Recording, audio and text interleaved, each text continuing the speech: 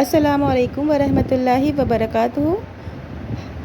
मेरी social media family, कैसे हैं आप लोग? उम्मीद करती हूँ कि आप लोग बिल्कुल ठीक होंगे इंशाअल्लाह। मैं भी बिल्कुल ठीक हूँ। तो अब मैं अपनी टॉपिक में ज़कात से रिलेटेड, ज़कात, खैरात, सदका वगैरह से रिलेटेड हदीसें पेश करूँगी, क्योंकि बहुत लोग बहुत कंफ्यूज रहते हैं ज़कात में और वो लोग समझ नहीं पाते हैं। तो जो भी कंफ्यूज रहते होंगे वो जो हदीस सुनेंगे तो समझ जाएंगे कि हाँ, कहाँ, कितनी, कब, कैसे ज़कात निकलती है। तो चलिए आज की हदीस शुरू करते हैं। हज़रत अबू सईद खुदरी रज़ी अल्लाह अन्हा रिवायत बयान करते हैं कि नबी करीम सल्लल्लाहु अलैहि वसल्लम ने फरमाया, 5 वुस्क से कम गल्ले या खजूर में सदका ज़कात नहीं है, और ना 5 से कम ऊँटों में सदका है, और ना ही 5 उकिया से कम चांदी में सदका है।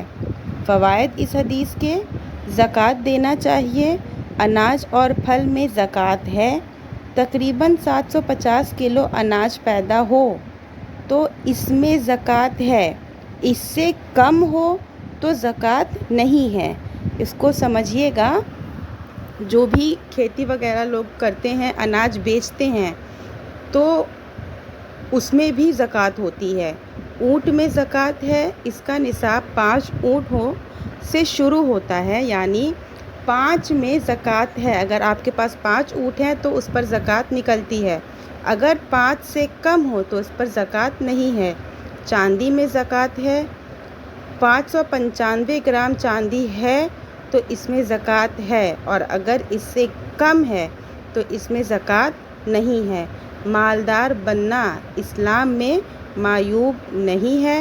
हिसाब का इल्म सीखना चाहिए। और ऐसी ही हदीसों को सुनने के लिए आप मेरे चैनल को लाइक, शेयर एंड सब्सक्राइब करिए।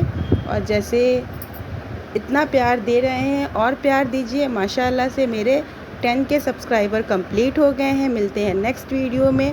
वालेकुम सलाम व रहमतुल्लाहि।